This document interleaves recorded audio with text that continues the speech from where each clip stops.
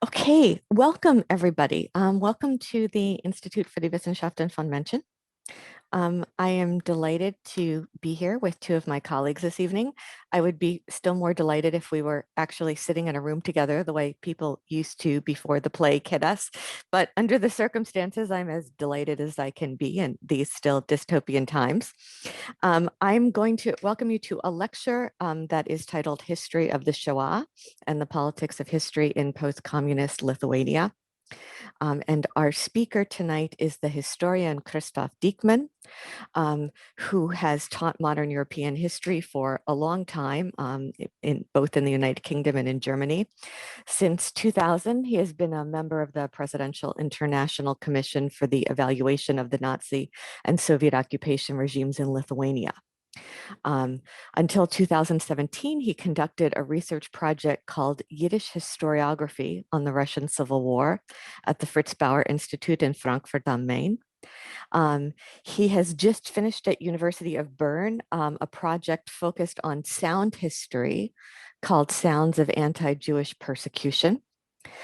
His study Deutsche Besetzungspolitik in Italian from 1941 to 1944, a German occupation policy in Lithuania, 1941 to 1944, was published in 2011 and awarded the Yad Vashem International Book Prize for Holocaust Research.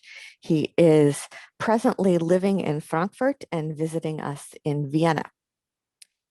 And the respondent this evening is our colleague, Viktoras Bachmetjevas, who is a philosopher from Lithuania, who is coming to us live from Lithuania. He was recently in Vienna, but now he is back in Vilnius. He is a specialist in Kierkegaard and Levinas. He is the founding director of the Emanuel Levinas Center in Kaunas. He also teaches at the university in Lithuania. He's published both on Kierkegaard and Levinas. He is currently working on a translation of Levinas's Totality and Infinity into Lithuania. And his research focuses, among other things, on the concept of forgiveness. So I am delighted to be introducing both of them. Professor Dieckmann is going to speak for about 40 minutes, and then Professor Bachmetjevas is going to respond for 10 or 15 minutes, and then we will open up a discussion. If you have questions, please send them to me in the chat, and I will try to scroll through them and either combine them if several of them seem similar or read them individually as time permits. Okay, thank you to both of my colleagues for joining us. Christoph, I will turn it over to you. Okay, thanks. But first, I'm going to try and share my PowerPoint.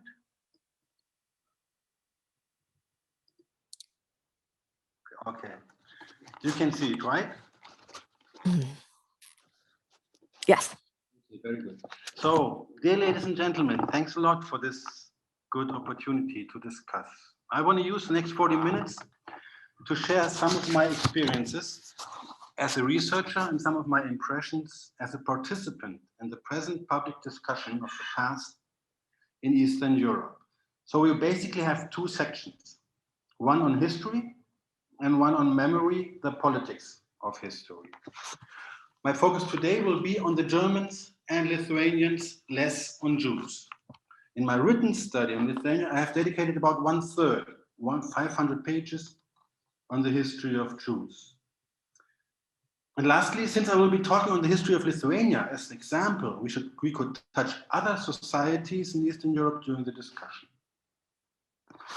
The first section I want to use as a reminder of the context in which the Shoah happened. How many people died? Close to 13 million people fell victim to the Nazi regime in Europe outside of direct warfare. 5.8 million, 45% of them were Jews. 6 to 7 million of them were non-Jews, 55%. Almost all of them were non-Germans. 97% of the Jews were non-Germans.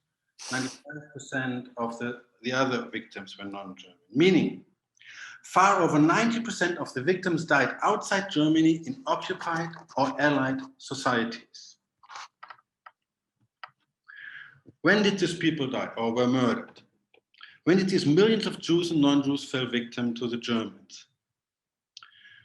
Timeline. Until August 39, the number of murdered victims of Nazi crimes was still around 1,000 only. From hindsight, it seems amazing. From the time of time, it was around 1,000. The number jumped till June 41 of the attack on Poland, the attack on France, the attack in north of Europe and southeastern Europe, to about 200,000 at the time when the Germans attacked the Soviet Union till June 41. So the largest groups here, were half of them were the mentally disabled in Germany, so-called euthanasia. Yeah, German citizens who were killed because they were not seen to be fit enough for the Volksgemeinschaft, and they also were supposed to be deprived of food. Then we have about 52,000 Polish civilians. We have many Serbs and many thousand Jews starved and murdered, were murdered in Polish ghettos. At that point of time, in June 41, when you look at on the planet, Soviet and Japanese policies had killed millions already. Italy and Spain, for example, also many thousands more than Germany at this point. But then came the attack on the Soviet Union and the numbers jumped. Till spring 42, up to 3 million. A new chapter was opened. The most extreme mass executions in the framework of the worst war of extermination in history began. Yeah, so till spring 42, we have about 2 million prisoners of war murdered. 2 million prisoners of war, almost 1 million Jews murdered by the Germans and their helpers till spring 41. But then the number jumps once again to over 9 million from spring 42 till May 45. Over 9 million were killed in that period. So we see this massive escalation. Yeah? So over 98% of the German-induced murder took place after the German surprise attack on the Soviet Union in June 41, and most of it outside of the German Reich. Only 3% of the victims of the Shoah were German Jews, 165,000, which constituted only 0.7% of the German society in 1933. It was a tiny minority in Germany. So concerning the Shoah, now where were these Jews murdered? Yeah, when you look at this map, European Jewish population 1939, the numbers are in some cases disputable, but the basic impression is fine. Yeah, you can see that 80% of the European Jews lived in the Soviet Union, in Poland, in Hungary, and Romania. 80%. I'm talking about the borders now. Soviet Union, I mean borders of 41. Yeah. So this is an Eastern European story to 80% of the victims involved. How did they die? About half of them, of the 5.8 million Jewish victims, close to half of them died in the extermination camps, and those 6, Chelmno, Belzec, Sobibor, Treblinka, Auschwitz, Majdanek. Over 2 million died through mass executions. 1 million died in other circumstances. So this means the societies where this took place should be researched. When you look at the Lithuanian case, we have over 200 Jewish victims, including 5,800 Jews from Germany, Austria, and France. We have about 170,000 Soviet prisoners of war. We have 40,000 evacuated civilians from Soviet territories further east, a completely neglected group of victims. And we have 5,000 victims from diverse groups, like Lithuanian, Polish, Russian civilians, Soviet activists, families of evacuated Soviet functionaries, civilian victims of German anti-partisan warfare, which was very low number for Lithuania compared to White Russia, for example, Belarus, gypsies and mentally disabled. Yeah? So that's the picture, 420,000 victims overall in Lithuania. And my basic attempt is to try and understand better what happened here. Yeah, how can we reconstruct how and why these people were murdered? Yeah. So I'm throughout I researched this intensively for about 7 years, spread over 17 years. Yeah. So, and while working on a huge amount of sources and a lot of different archives, there were two basic triangles which emerged, which were kind of a good guiding frame for the things I was trying to do. I was trying to find out. Yeah. So I want to shortly introduce those two triangles to understand what my concept is, how I'm approaching this. So I want to explain the mass crimes, and I link them to the warfare and the occupation. Yeah, the obvious reason I just mentioned already.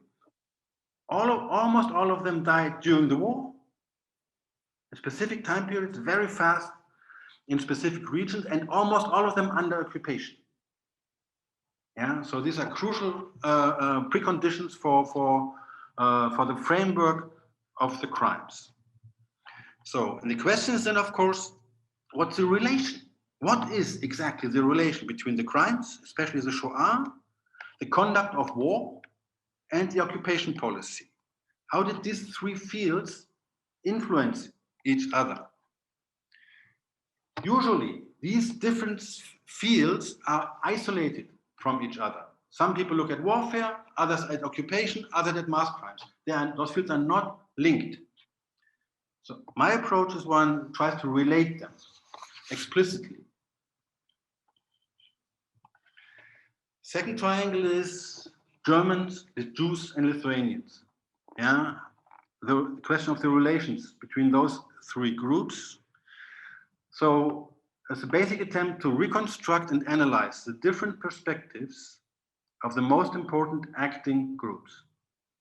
Yeah, so I've tried to understand the distinct inner logics which dominated the behavior of those different groups, mostly using Koselleck's terms Erfahrungshintergrund und Erwartungshorizont. So the background of expectations and the horizon of background of experiences and the horizon of expectations, which was guiding their choices. Yeah? So now the analytical task or even problem is that those two triangles are linked. Yeah? Both triangles are intertwined and entangled. One cannot really analyze in a sufficient way the relation between warfare, occupation policy, and mass crimes without including the relations between those three peoples, between Germans, Lithuanians, and Jews. And one cannot really study the relation between the Germans, Lithuanians, and Jews without the context of this warfare and this occupation policy and the crimes. Yeah. So in this study, I've tried to combine both triangles and the related questions. Now, one of the core arguments I'm trying to make is the following. In German-occupied Europe, the Germans depended on the willingness to cooperate. The Germans depended on the willingness to cooperate, that is, to a much larger extent than most of us would think. Let me shortly explain. This is a map of Germany, 1942, Germany under, Europe under German control. You see in the east, you see the front troops. And you see in France, for example, the scattered troops on vacations mostly and on the coast, trying to protect German-dominated Europe against the Anglo-American forces. And those black dots tell you the spread of German military forces and police forces. And you see they're at the border, they're at the borders, at the front mainly in the east. This is 42. And there are hardly any in between. Hardly any in between, even in the occupied Soviet Union. So it's not like a blanket of troops was covering all of the occupied Soviet Union, all of the Baltic states, or even in Lithuania. No, they were outside at the front, and then they were only at scattered points. There were Germans. Yeah, so this map is not the best one, but it kind of gives an impression of what we're trying to do. So when I was researching the background of the attack on the Soviet Union, where we always think, oh, we know why the Nazis attacked at this point of time the Soviet Union, I came across a few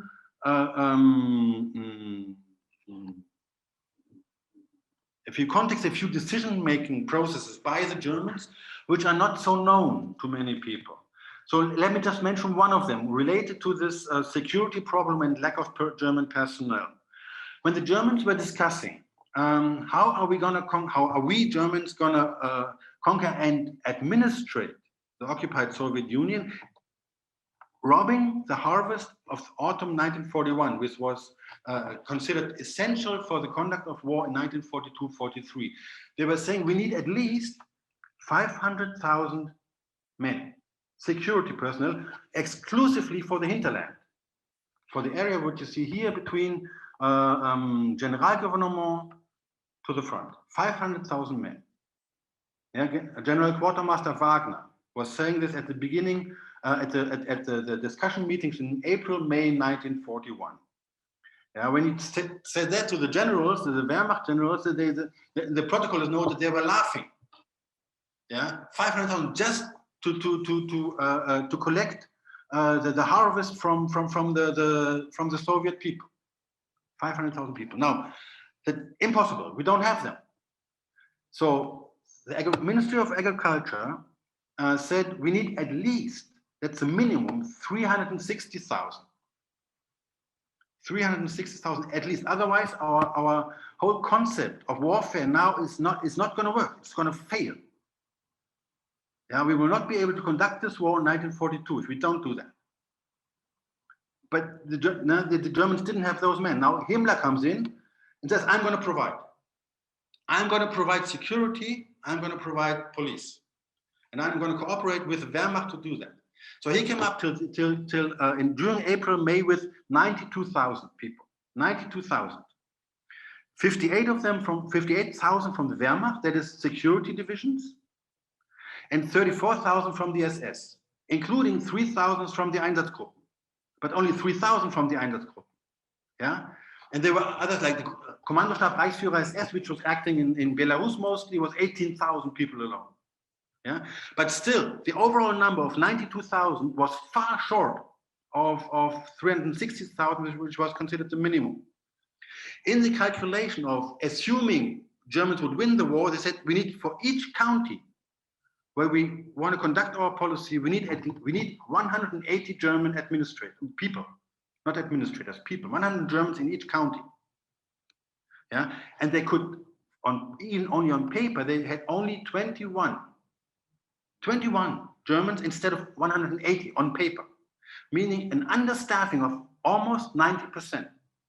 And this was even before the war even started, the attack even started. Now, Himmler comes in with others and say, okay, we have a problem to solve this. One is limitless terror as a weapon of the weak, so to speak. Well, we're going to terrorize the population into submission, even though we don't have enough people. One thing. And the second one is we're going to arm non-Germans. We're going to use non-Germans. So the first mentioning of arming non-Germans, Baltics and Ukrainians and White Russians under German command is in the instructions for the Einsatzgruppen, actually, in beginning of June 1941. That's the first mentioning. And that is what's happening on the ground. We all know that Hitler said in the middle of July, oh, there must never be a non-German who carries a weapon, right? This was long undermined by the practice in the field, long undermined. Yeah, they would always look for it that there was no national organization of police, of army, yeah, but paramilitary troops were more than welcome, more than welcome. So why I'm saying this is all before the war. So this is a mindset the Germans were coming into this, yeah, meaning much more out of position of weakness than of limitless strength. And we often think they came in as, what, we are the all-powerful Herrenmenschen? No. Yeah? When you look at what's happening on the ground, they were trying to get their stuff together and didn't succeed in doing so. In practice, we see that, just to give you a few numbers about what was happening in Lithuania. Yeah? So in the different sections of the police, what we call Gestapo and criminal police, we have no point more than 100 Germans in there, up to 900 Lithuanians. But that's a small part of the police. And usual bulk of the police is the order police. So we have point of time, September 42, we have close to something like 500 order police, German order policemen there, and close to 12,000 Lithuanian policemen. So that's the ratio. And of these Lithuanian policemen, many were even not in the villages, but they were in mobile police battalions, moving around. Only 9 of them inside Lithuania, 11 outside. And in Ukraine, behind in the direction towards Leningrad, the front, and some even in Poland, in Majdanek. So this is how the situation then turned out to be. So small German units conducting much larger Lithuanian units. Now, when you study occupation administration on paper, you come across stuff like this. The German administration in Lithuania, wow, this looks organized. Politics, administration, economy, most important departments, gee. But when you look at it, there's only 2 to 3 people, Germans, in each of these departments. 2 to 3. That's all. And that's the center in Kaunas. So for the most important sector for the Germans, the agricultural one, you find overall in the whole of Lithuania, not more than 200 Germans. And that includes those 3 for each county, which are supposed to take care of the Lithuanian farmers on the ground. 200,000 Germans, 15,000 Lithuanians in the agricultural institutions, which are supposed to exploit basically almost 500,000 farms, tiny farms all over the country. So how do you do that? With 100 Germans, exploit 500,000 farms. I exaggerate a bit, but to make my point. So the basic problem of German occupation policy was how do you balance extreme exploitation on the one side, which was considered necessary for the warfare, and the occupation policy in the whole of Europe, versus stability. How do you prevent resistance? How do you use terror and force on the one side, and you keep the non-German willingness to cooperate on which the Germans depended at the same time? So this is the central German dilemma we have to keep in mind when looking at any major sort of political or economic or whatever problem during the times between 41 and 44. Now let me conclude this short illustration with a well-known fact, which is so often forgotten, that in the 4 districts of Lithuania was divided up, the province was divided up in 4 districts. The only German administration in those districts, meaning outside the big cities, was the Gebietskommissar, the district commander, whose executive forces were at first 22, later 25 county chiefs, Lithuanian county chiefs. The Gebietskommissar didn't have an own executive force, did not have it. It's only Lithuanian executive force. Those county chiefs in those 22, later 25 counties, all of them Lithuanians. So for example, in the huge northern district of Šiauliai, because it was parted into Panevėžys and Šiauliai, the whole north was considered the district of Šiauliai. In October 1941, there worked 8 Germans in the administrations. 8 Germans. It's not that 8 Germans were in the country at all, but they were responsible for the administrative stuff. 8. In Vilna province, October 41, there were 10. So, and it was in the northern district of Šiauliai, in this provincial countryside, North Lithuania, that almost 60,000 Jews were murdered in August and September 1941. 60,000. It's almost double the number of Babij Yar. At the end, the number of Jews killed in Babij Yar, Kiev, at the end of September. 60,000 in the northern provinces of Lithuania. So, to be clear, at this point already, this mass murder in North Lithuania took place because the Germans wanted it, very clearly, not because of any Lithuanian initiative here. The Germans wanted it. So, To understand a bit better why this could happen, we need to look more closely at the societies under German occupation during the war where the mass crimes took place. Yeah? When you look at the whole of Europe, of course, now you have to also look at those states not under German occupation, like Romania, Slovakia, Croatia, now where similar things happened. Yeah? So what is going on there? My claim is the following. The Shoah is not only part of German history, yeah, but an essential part of our European history. We have over 20 non-German states or societies, massively, even though to different degrees, involved in the Shoah if we count them according to borders in the 1940s.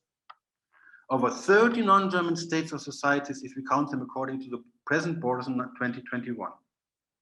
Yeah.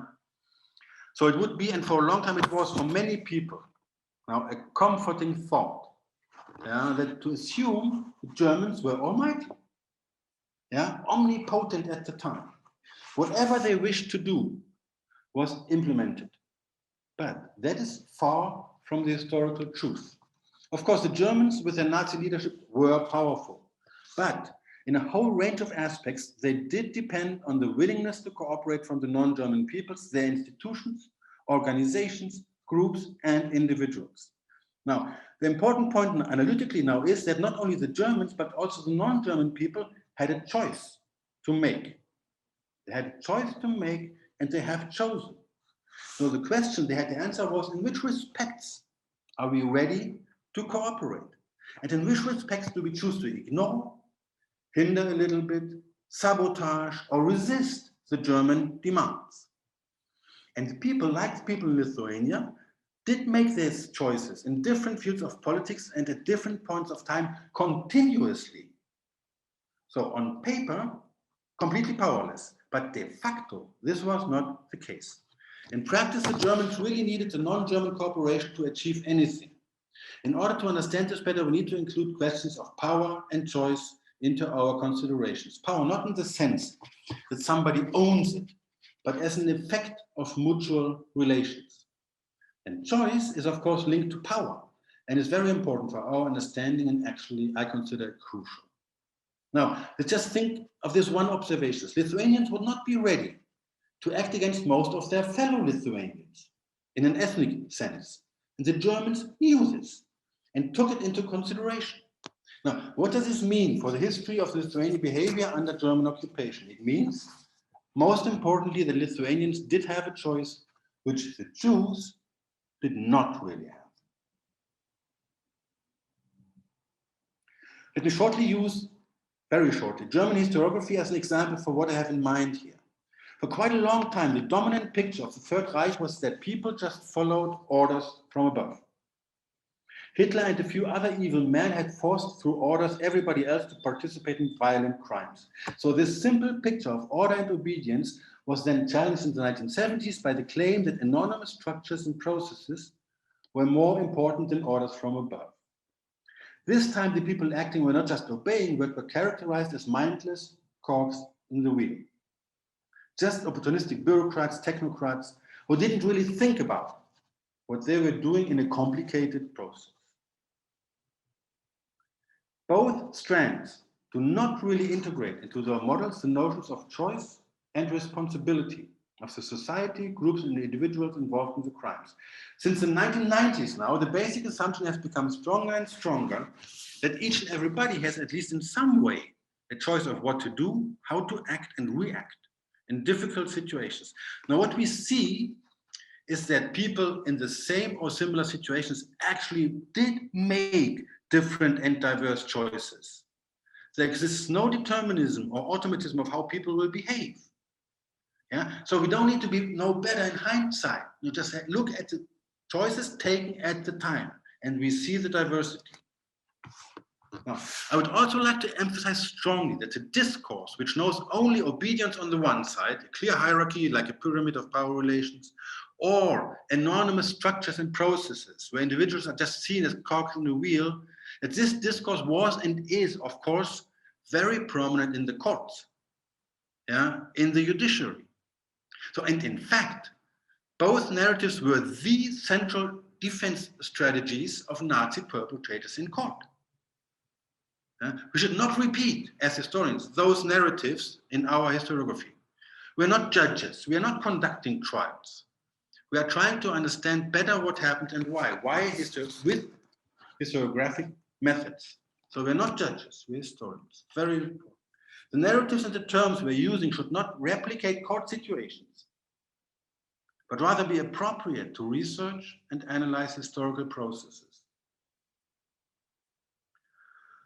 Let me focus more on the Lithuanians for a moment. On the basis of which values did Lithuanians make their choice under German occupation? The ideological and cultural mainstream within the Lithuanian population was clearly nationalist. Now, nationalism had grown rapidly within the last 20 years during the time of independence, especially under Antanas Smetona, and became even stronger through the experience of Soviet rule, 1940-41. So the values of the society were massively influenced by the question, does this serve the Lithuanian nation state, or does it harm the Lithuanian nation state? Love of and service for the Lithuanian fatherland was the crucial norm, the crucial maßstab for many. Now, for Lithuanians, the central trauma was not 1918, as for the Nazis, but 1940, when they lost their own nation state. All future action and thinking was centered around the question how to rebuild a stronger Lithuanian nation state.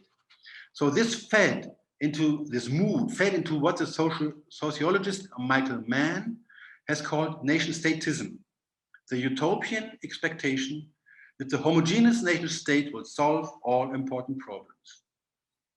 Now, we find various strands within Lithuanian nationalism. From 1926 on, the liberal and left was very weak. The dominating forces were the conservatives and the more extreme right-wing radicals, which were slowly growing stronger.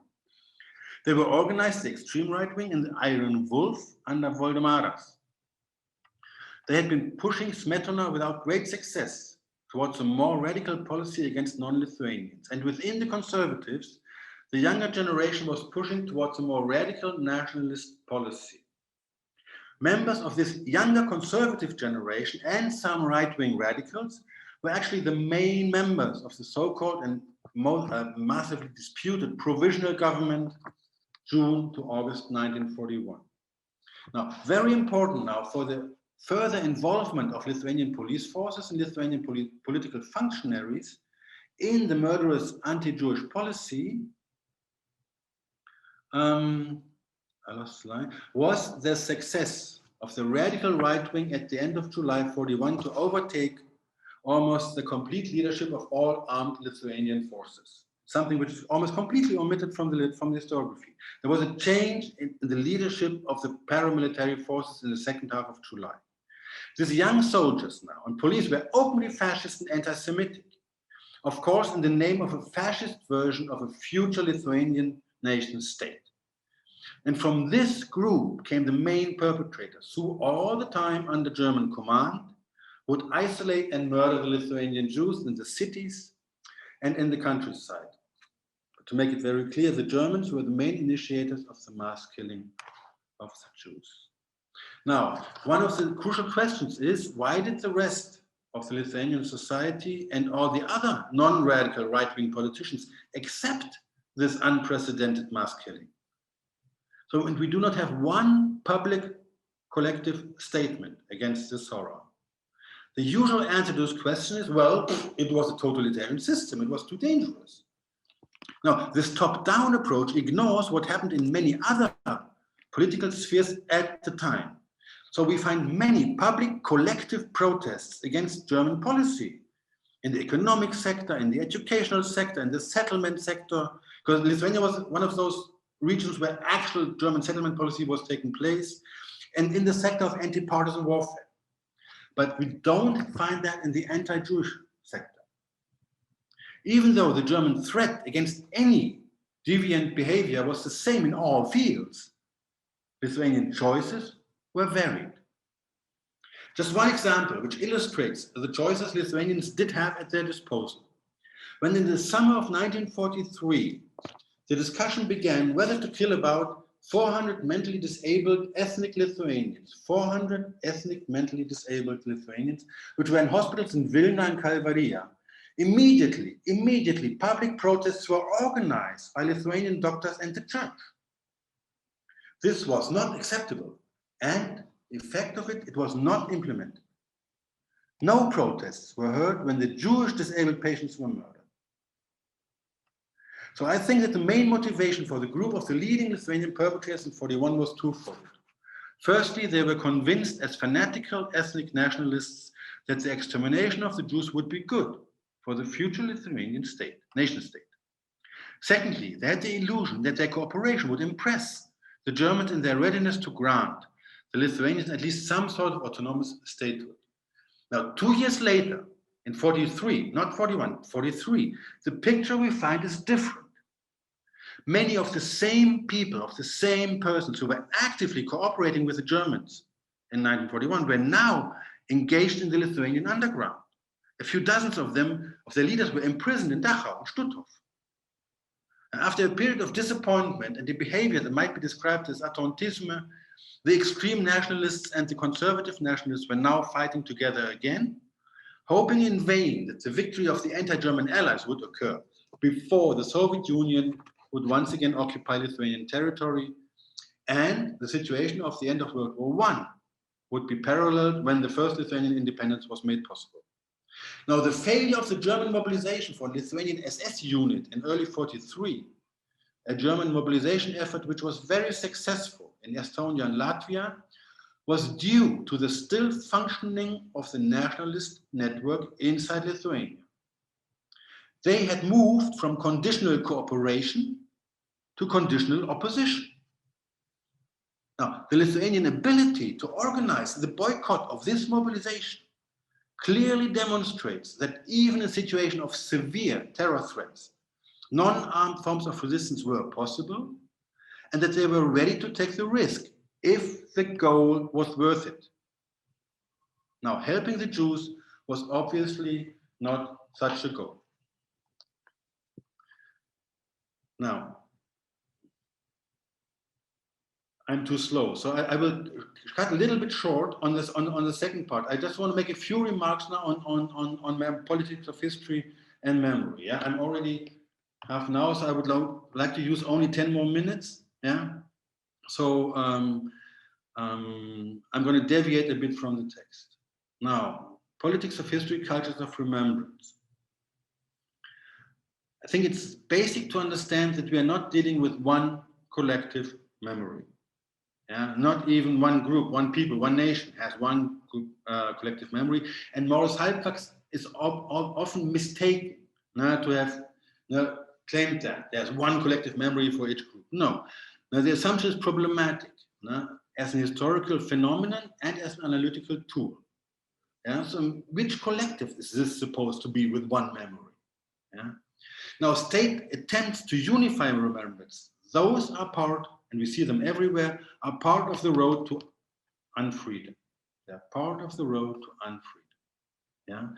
So, first point. Second, memory is not something static, but dynamic.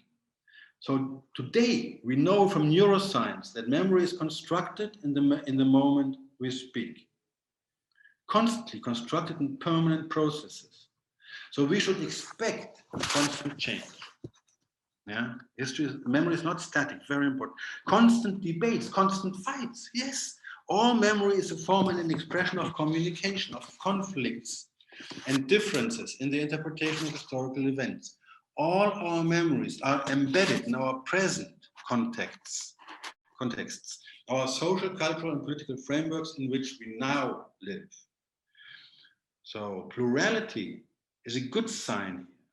Too often we have the desire and the wish to create only one memory, one which is allegedly true and adequate. We forget that we are always dealing with pluralistic memories, which cannot be unified to one single form and shape.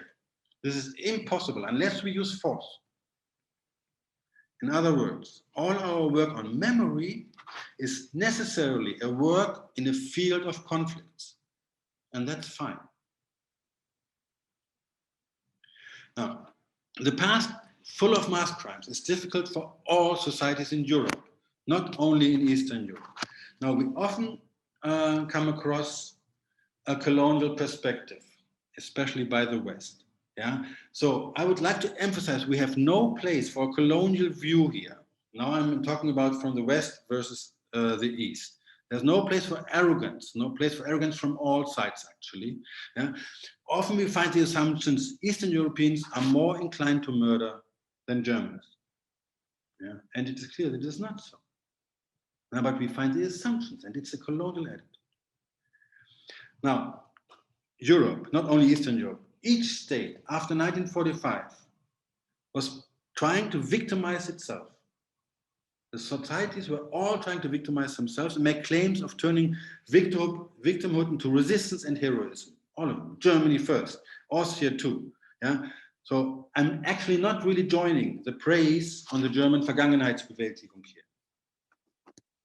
Yeah? Now, besides the colonial attitude, there's another perspective very influential, which is a fatal trap. That is to see history as a history of the fights of people, Volkstumskämpfe. Yeah? Ethnic struggle between peoples. No. Now, the assumption history is made by peoples as Völker, and is basically a struggle for survival, mostly linked to state in some form. No, that's a trap. Yeah? It doesn't lead anywhere. We need social and political analysis instead. Now, our cultures of remembrance are always linked to certain groups. That's us. And that's not us. Now, we always make this distinction. We're looking for stabilizing traditions and the effect of being able to act to coin identities and to create political historical legitimacy. What do we want our state, our society to look like? So this also plays a role when we look at memory of the Shoah. Now, a crucial question in this context is now, and I've come across it so often, which kind of nationalism here is crucial for these kind of questions? Which nationalism? Yeah. So who is actually discussing the past and which way? And very, very often I've encountered this, that it's the same old division. Two camps, ethnic nationalists versus civic nationalists. Yeah, we all know that. We are a small group now listening, so I don't need to explain all this. Yeah, but it's very often just basically two camps, very, very diverse in each camp. Yeah, but those are basically there's democracy versus authoritarian approaches. Yeah, identity politics versus self-criticism, openness versus closeness. Yeah, so we find that all over. Now, when in 2018, Ruta Vanagaite and Ephraim Zurov published a book which was called Musiškai, which means ours. Yeah? They jumped this version of two nationalism. They didn't say we killed them, we Lithuanians killed the Jews, but we killed us, we killed ourselves. So it went from a version from ethnic nationalism to civic patriotism. Yeah? And on the picture, you see it here in the background, yeah, those two people. We have Yitzhak Anolik and Balis Norvegia. They look so similar, those two young guys, right? Yeah. And Yitzhak Anolik was actually a cycling champion, presenting Lithuania at the Olympics in Paris, 1924 and 1928 in Amsterdam. And he was born in Cholet in the north in 1903, and he was murdered in encounters in 1943. Yeah. Balis Norvegia on the right, 10 years later, he was one of the commanders, of those young commanders, of the Ypatinga Būrys in Vilnius, which was doing the shootings in Paneriai. Yeah, a special shooting unit under the direct command of the German security police. Yeah. Now, so you see, and they would say they are basically presented as brothers. Yeah, and they killed each other. And that was part of the scandal that this caused. How can you confuse that? How can you confuse that? Now, the distinction between civic patriotism versus ethnic nationalism goes back long ways. I've mentioned a little bit of it in the conflicts between Smetona and Voldemaras in the 20s and 30s. It's the same. For Poland, it would be between Pilsudski and Dmowski. Yeah, they're similar notions.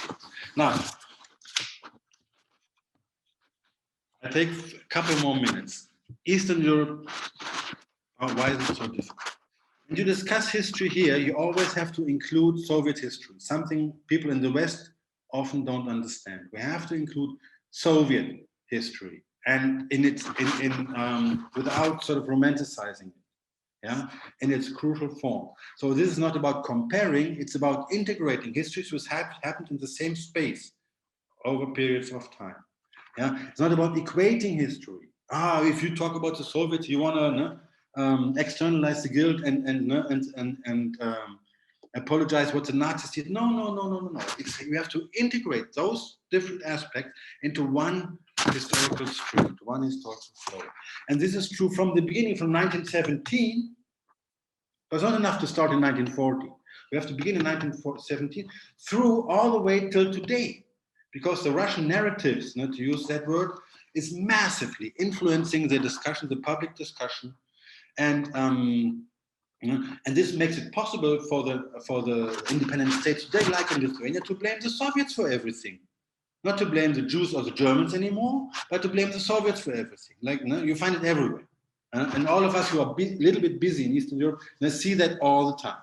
We blame Soviet history for the problems, be it Soviet history, be it Russian history, they are the villains here. So this policy allows it for the Lithuanians, for example, to victimize themselves, to turn themselves into martyrs and heroes, blaming others. Now, the West is always a problem because of our colonial attitude. We turn Eastern Europeans into barbarians, basically. And we see it as many professional historians do that as well. The example I'm always using is one of the most trusted German documents is the Jäger report from late 1941, with those allegedly exact numbers of people killed in the period between summer 41 till December 41. Oh, the Germans are so exact in this. But many of those numbers are just made up. They're just reported to Berlin. And those people who have the exact numbers are the police commanders, the Lithuanian police commanders who actually conducted the shootings. But they are never taken into the picture. So when we have a German document, we assume this is objective. When we have a Lithuanian document, we assume, no, it's not objective. How can that be? No, it's just a Lithuanian document. So we have to fight with this all the time. So it's a very important aspect. Now, last point here, the colonial perspective has a certain advantage for the colonized, because it's comfortable for people and societies to say, we are just colonized victims here, and can't do anything about it. So it's another way of avoiding to take responsibility, what it's all about. So, one more remark on arrogance, which is a problem on all sides. The assumption that we know and they don't, is very problematic. And this is true for all sides, all involved, Germans, Lithuanian, Jews. We know they don't, so we have to explain. So this issue is instead, I would plead for listening and learning together and from each other. Let's start to talk. Let's start to talk. So we should not use history as an instrument, a tool of identity politics. No, good history forces us to pose questions and to start to think. It opens spaces and doesn't close them down. Good history makes us insecure and more attentive to the experiences of others. I stop here. Thank you very much. Oh, thank you so much, Christoph. I'm now going to go to Viktoras to respond, and then we'll open the discussion. Thanks a lot. I hope you can hear me. Thanks a lot, Christoph, for a wonderful talk. It was very interesting. I will not comment on historical facts because I absolutely trust your competence, and also because I have no competence in it whatsoever. What I will focus more is on the very concepts of memory and history and what's happening in Lithuania at this moment. And by this moment, I mean the last 30 years when Lithuania regained independence and tried to have some politics of its own in terms of history. I would like to start from the distinction which Timothy Snyder makes between history and memory. Very briefly, he says, memory never tells us anything we did not know, while history, on the contrary, is capable of disclosing things of which we had no idea previously. Memory is always told from the perspective of the first person, while history, by definition, is impersonal, or at least strives to be such. Memory is always kept together by the subject, which is the owner of that memory, while the unity of history is achieved by the sequence of events and their inner causality. And by this logic, memory and history are not some relatives, some siblings, as I think we all kind of tend to think, that have related attitudes towards the past, but actually are opposites, or at least are in tension. History, by this understanding, can only start when memory is stopped, or to be more precise, when the subjective work of memory is stopped. So we could say that here memory serves as some kind of obstacle towards history. I'm very, very sympathetic to this distinction, especially when I think about the concept of historical memory, which I'm not sure if it's popular in other countries, but in Lithuanian politics, it's one of the most popular currencies in different debates. Vilnius municipality has a special committee or commission, sorry, for historical memory. Lithuanian parliament has one, which is devoted to specifically to historical memory. Keeping in mind Snyder's distinction, one could ask, what is then historical memory?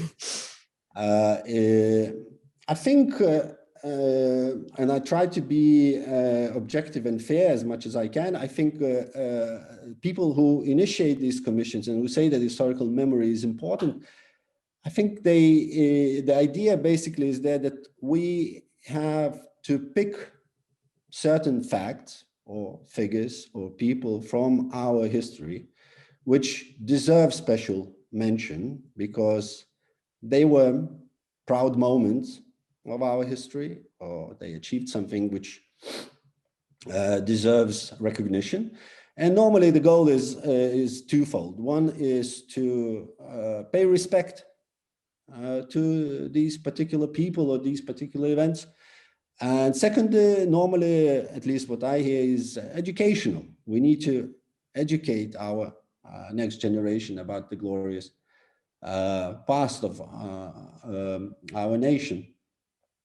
I think the obvious problem with such an approach is that it immediately says that we are going to ignore or even suppress the things that we do not consider so glorious in our past. So basically all the things that we consider to be unpleasant, we will simply neglect or will not pay attention.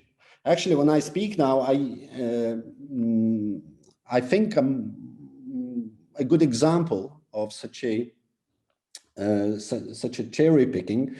Marci didn't mention the name of the university at which I currently work. It's called Vytautas Magnus University, and Vytautas Magnus, or Vytautas the Great, was the Grand Duke of Lithuania, late 14th century, early 15th century.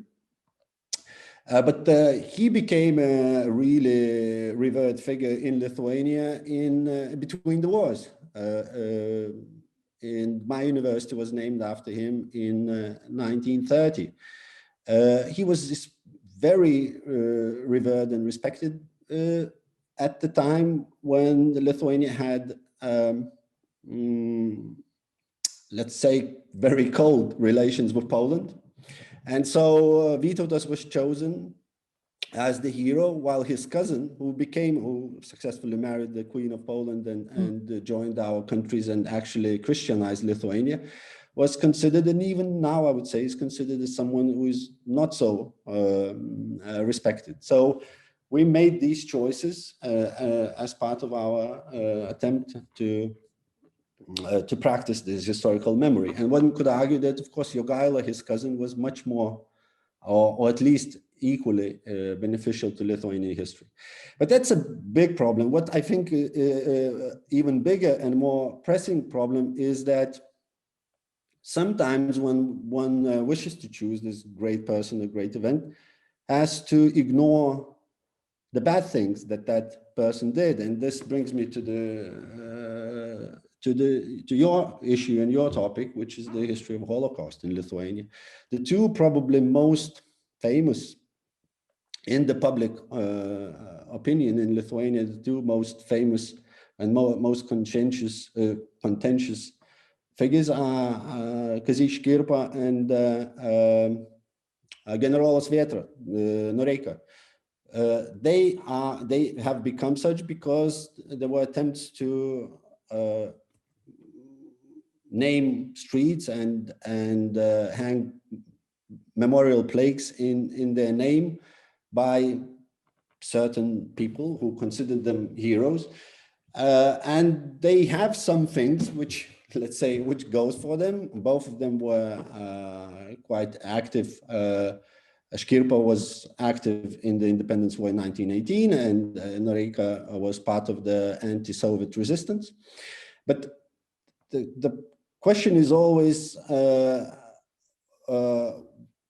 when these people who try to pay respect to them, how do we ignore the bad things that we do? And that's, I think, this concept, this lies at the very core of the concept of historical memory, because there is, I think, inherent intention to,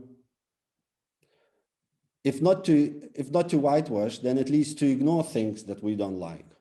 And that means, and that brings me back to Snyder's conception, that memory itself, and you mentioned that a little bit, is that memory itself is always at risk of wishful thinking, is always at risk of choosing what suits you best.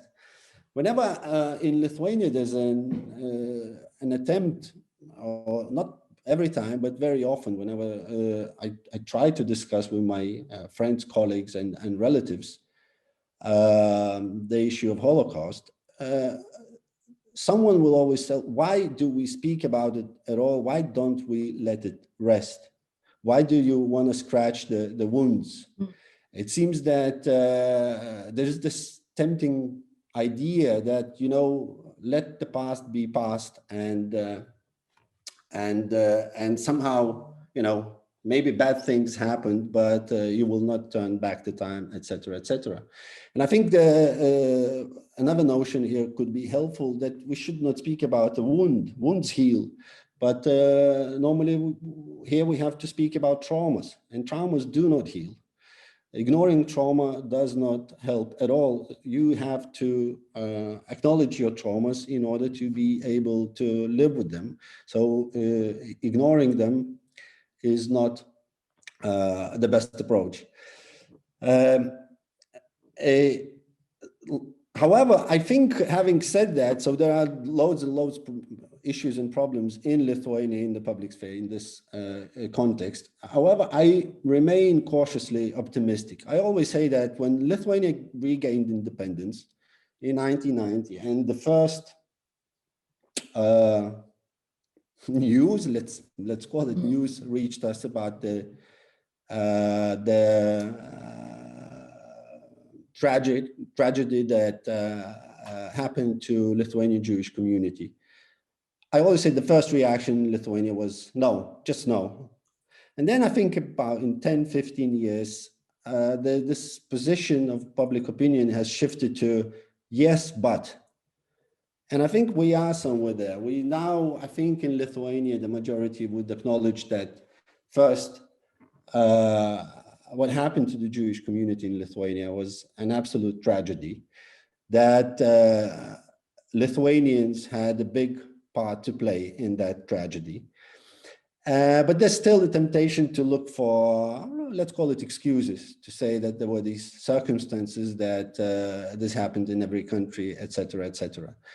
But I'm cautiously optimistic that the time will come when there will be no but, when we will get to the point where we'll just acknowledge that what happened was, it happened not to someone else, it happened to our community, to Lithuanian citizens who were not protected by their fellow citizens. And I think, and this is wishful thinking, but I think that this time is coming. The situation is changing, although maybe a little bit too slowly. I'll stop here. Oh, thank you very much. I'm going to, see. I'm going to restart reading some of the questions. Let's see, the first one is from Stan Varkalov. How widespread was double collaboration, i.e. Lithuanian Holocaust perpetrators 1941 to 42 and all who had also been serving the Soviets in 1940 and 1941?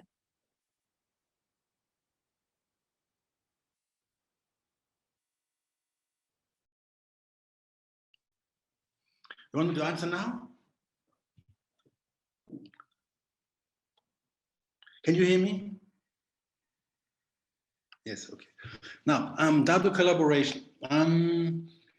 It does play a role. It does play a role. We have found quite a few, also significant cases, but it's not in the, it should not be in the center of our analysis, I believe. Yeah, I believe it's much more important. What I try to emphasize, you have fascist movements, which were on the fringes, on the fringes in the 1930s, and then coming into power with the help of the Germans in 1941. And they are the most active here. They are the most active, and they had close sort of bonds with the younger generation of the conservatives. And they together had this vision of we have to build a strong Lithuania very quick, otherwise we're going to vanish.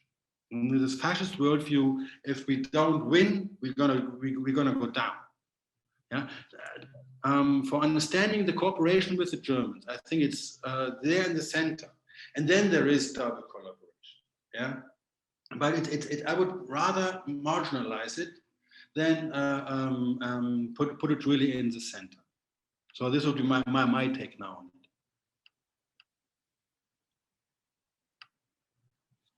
Marci, I can't hear you. Sorry, I'm very unskilled on Zoom still. So the next question is from Grant Gulchin.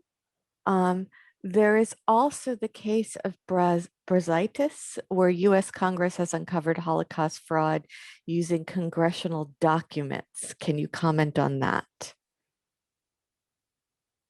Yeah, Brazaitis is the code name for Ambrazevičius, which was the chief of the provisional government June to August 1941.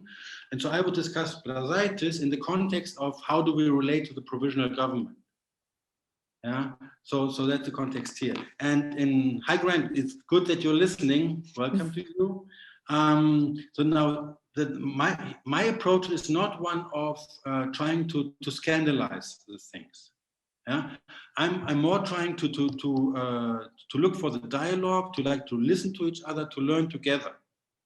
Yeah, so I would not so much pick out single persons and say how could you and how dare they and this kind of thing. And like when you look in the book how I commented on Noreika, yeah, which is the General Vetra, Viktoras was also talking about. Yeah, I would discuss Noreika in the context of the 25 county chiefs, which were the central executive arm of the German Nazi politicians in Lithuania. That is the context. Yeah, and that is to take it away from this single individual. Yeah, and then also to say, like for Noreika, for example, or also for Ambrazevichus, but they went a bit in different directions. Noreika was replacing another county chief who was not radical enough for the Germans at the beginning of August 1941. Yeah, Urbis was his name, if I remember right. He wanted to take the property from communist Jews only from communist Jews. Okay, we are legitimate to take that. But now the Germans are coming, now we want everything from the Jews and redistribute it. What about? Now Noreika comes in and says, no, we take all of it. Yeah. So it's one thing. Ambrazevichus, as chief of the provisional government, was kind of, there are even more radical partisan groups slaughtering Jews openly in the street. Yeah, and I don't want to have anything to do with that. Not enough for public protests, no. But there are those documents where he says, no, this is too much for me. Yeah. So that is a comment. So, and there are many cases of where it's actually, I would say, possible to scandalize it, but I would not do it. Thank you. I'm going to, my pronunciation of the Lithuanian names is terrible. Romualdis, Juknelevikius, I should probably be letting Viktoras take the names. That's horrible, Marci. Don't say it. I don't know Lithuanian at all. Do the actions to hide and save Jews, can these be considered civic patriotism with respect to the definition you presented? And if so, in what way? Which actions? The actions to hide Jews and to save Jews. Is this part of the model of civic patriotism? And maybe there's a follow-up question by somebody else that's related to that. So maybe I'll read this one as well. Can you, from somebody named Jakub, who doesn't have a last name, can you elaborate on a division between ethnic nationalism and civic patriotism? Moreover, can you see some problematic within the second one, that is within civic patriotism? I mean the cluster of civic patriotism and nationalism. Can nationalism be civic? Is there, that's so that's the second part of that question by a different questioner named Jakub. Yeah. On those people saving Jews, I'm not sure I would think here of nationalist categories. I would it's beyond that, or it's on this side of any ideologies. It's much more linked to it's my impression, at least, to simple human behavior. Most of these the saving actions were not planned. They just happened by coincidence, so to speak. Yeah, I'm not talking about those, about the business of hiding, about the business of helping persecuted people and getting stuff for that. I'm not talking about that. I'm talking about people running from a shooting site and then stumbling across a farmhouse and then getting something to eat and getting to sleep in under the roof. Yeah, this just happened. And then when it gets too difficult, then they had to go on. And then they found another farmer who helped them. I wouldn't talk about this in categories of no, this was this ideology, this ideology, this ideology. I mean, we know from Poland, we have even heavy anti-Semites rescuing Jews.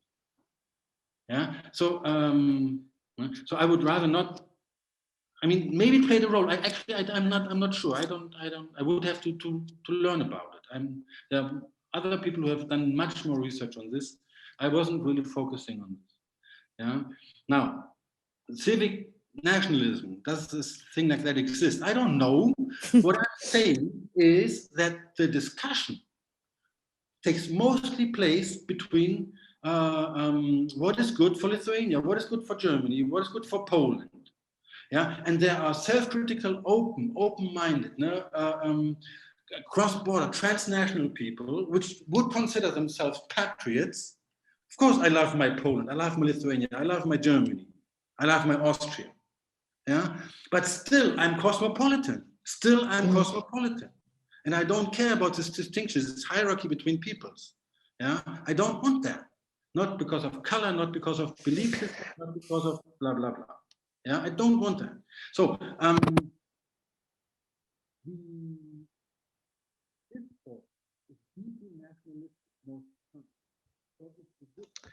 Christoph, I'm really sorry. Can you maybe not cover your laptop with anything so we can there's hear nothing you? on it. Oh, okay. My laptop is empty. Oh, now we can hear you better again. Yeah, but it's not. There's nothing on my laptop. Okay. Sorry. You were muffled for a moment. Your voice was muffled. I blame the Institute for the Human Sciences. The video was bad, probably. Yeah. Okay. So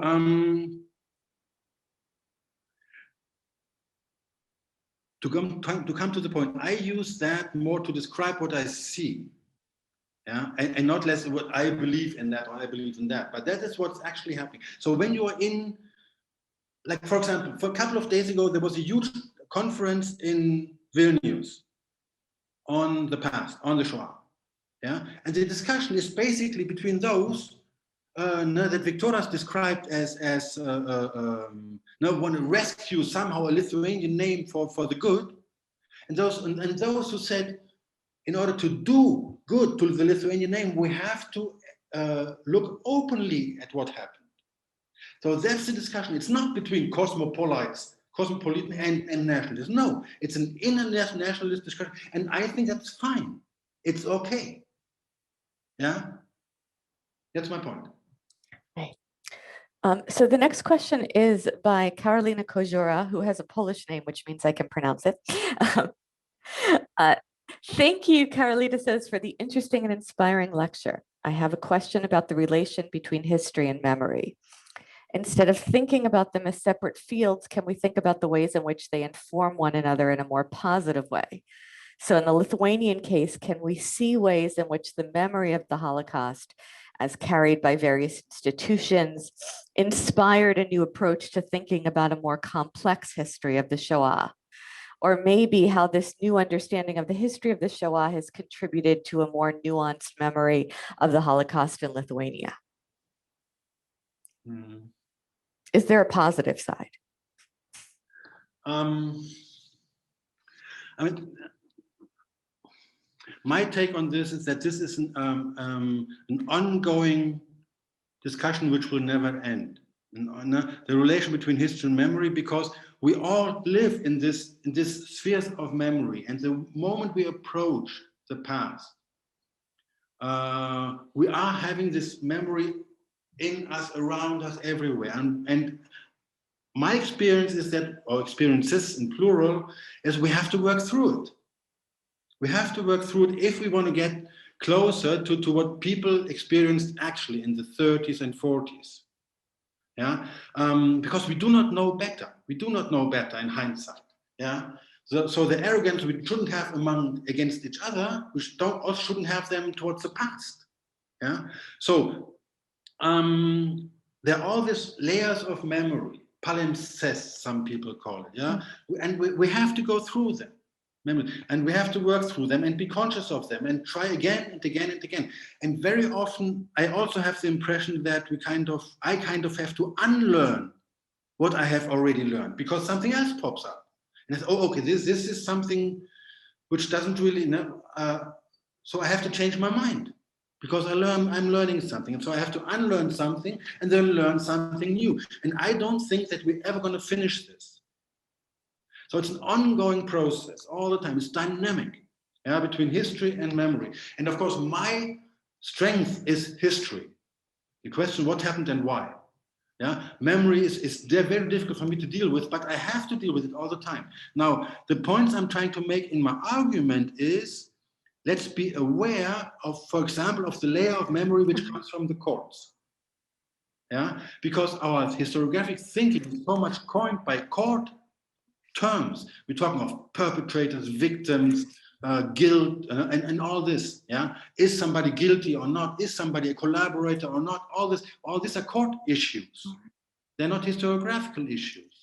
I want to know, why had somebody taken a specific choice at a specific point of time? Yeah, that's an historical question. The question, was somebody guilty or not? It's not an historical question, it's a judicial question. So there's this thick layer of history as judgment day, yeah, which I want to push aside or get through or whatever, or ignore it or whatever, but so get beyond it. Also concerning terms, yeah. So Hilberg's perpetrators, victims, bystanders is completely taken from the courts. And I think we should go beyond that. So as one example. The other example is, of course, our family histories. People who say, oh, let's forget about the past. Viktoras talked about trauma. Yes.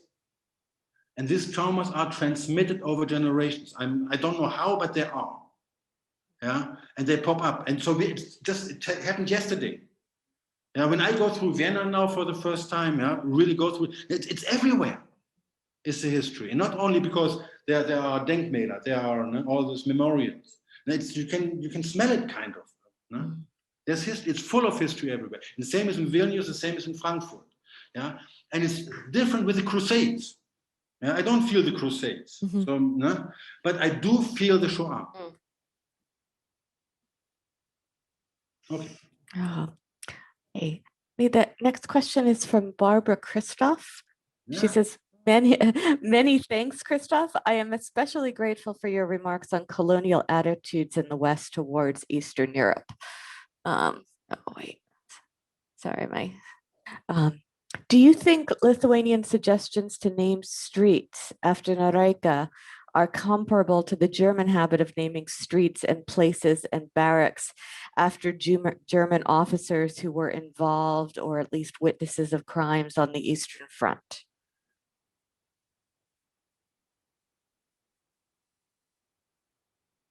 I don't have an answer to that, Barbara.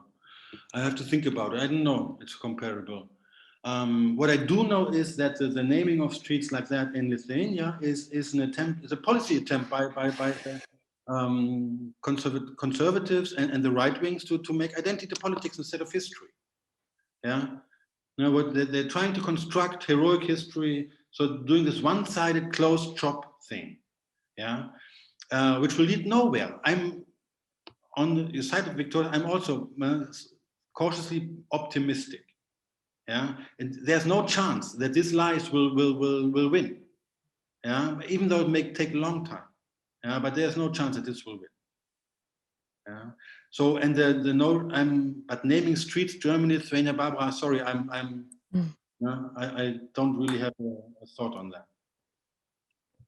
Okay, the next question is from Antanas Saleka. And there's maybe two parts because I wasn't quite sure I understood the first part, so I asked him to reword. I'll read both of them.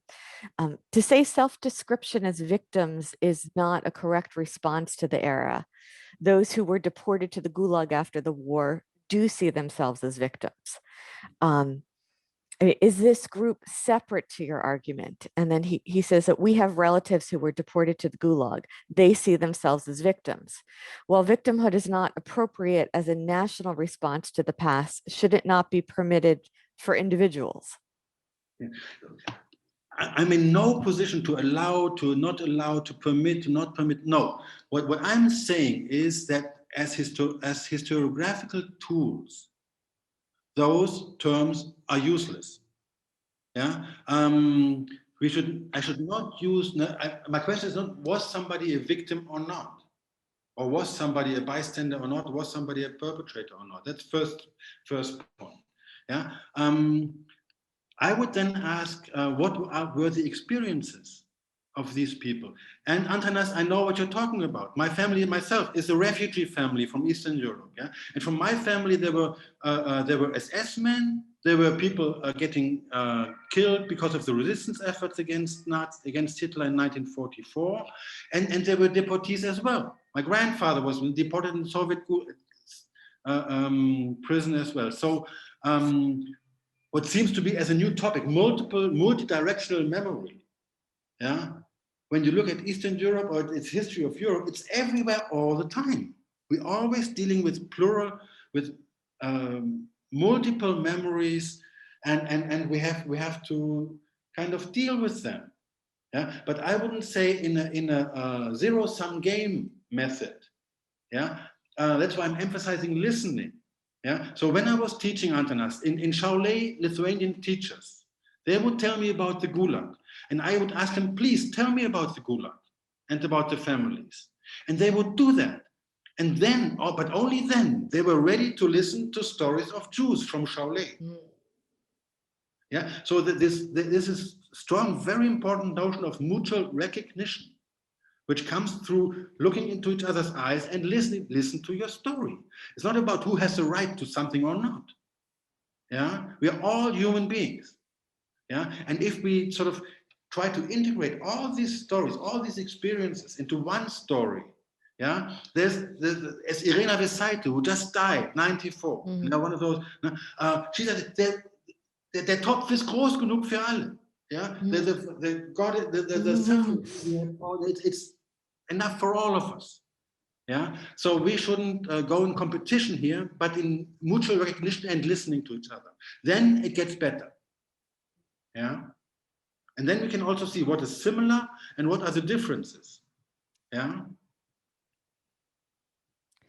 So I think we've gotten through the questions and we have 7 minutes. So I'm going to then perhaps exploit the occasion to ask a question to both of you. And this is responding both to Viktoras's idea of trauma and to Christoph's idea of why do we feel the war in Vienna in a way we don't feel the Crusades. What role does temporal distance play? To what extent is, Vergangenheitsbewältigung a kind of form of psychoanalysis in which you've got to kind of confront the trauma and kind of cajole it out into the open and to grapple with it. So I guess what I'm curious to see both of you talk about, since you've both kind of been engaged in this from very different angles, what has the trajectory of response been? In the past 10 years, in the past 15 years. I mean, we've seen different generational changes. 1968 was very important for young Germans to come out and say to their parents, why haven't you told us anything? And it was very important in Poland in a different way for your Poles to come out and say to their parents about the Stalinist era, why have you been silent? And now we've seen, 30-some years have passed since the fall of communism, since the opening of the archives in the East. There's another generation and another generation who have come of age. Do you feel like with this temporal distance, there has been a kind of qualitative change in the response, in the willingness to look at the past from the perspective less of the judge, and less in terms of guilt and repentance, and more in terms of verstehen, of understanding? Viktoras, so you start. Okay. So my response can be only subjective because I haven't researched this, but it's, to my mind, it's clearly changing. As I said, just to my personal experience, in the 90s, I remember in the history exam, there was a test question, the country in which the largest percentage of Jews died during the Holocaust. And there were options: Germany, Lithuania, and Ukraine, and some other.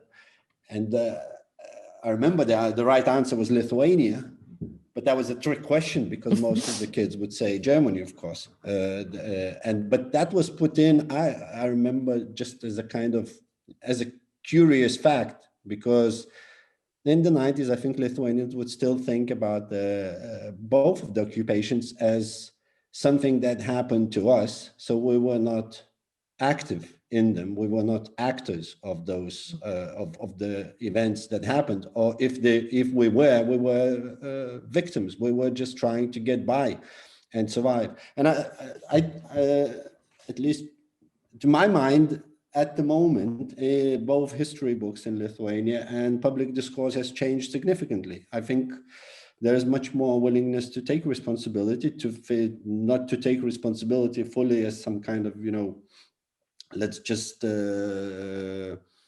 overcompensate, but just to face the truth. As Christoph mentioned, of course, there's, especially when politics get involved, there are different interests, and there are people who are trying to play this card, nationalist card, and they gain some traction, but and they've been successful to a certain extent, but it's definitely changed, and I don't think it's the end. We had a very interesting example with the main institution, which is supposed to research these things, this Lithuanian Center for Genocide and Resistance. And last year, basically, there was a fight for the leadership of that institution. And I think that history won, not memory, but history won in this particular case, which is, I think, is a good sign. That's very briefly, if I could. Yeah, I would be a bit more pessimistic about the about the genocide center in Vilnius.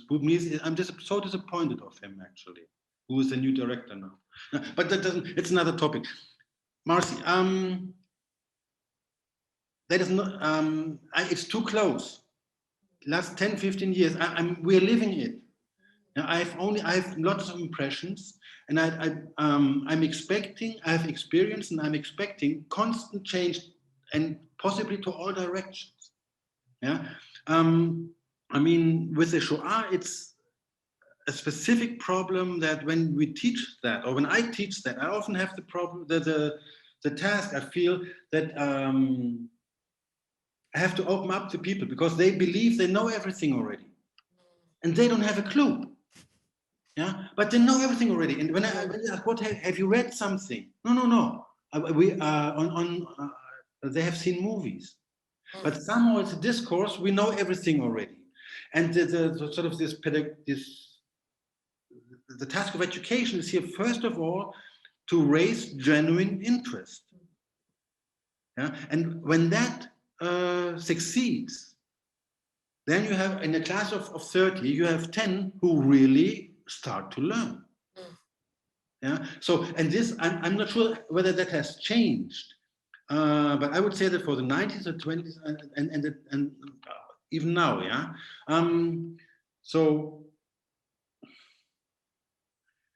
that's one thing I really would say. I would expect that this process it will be ongoing, and I would.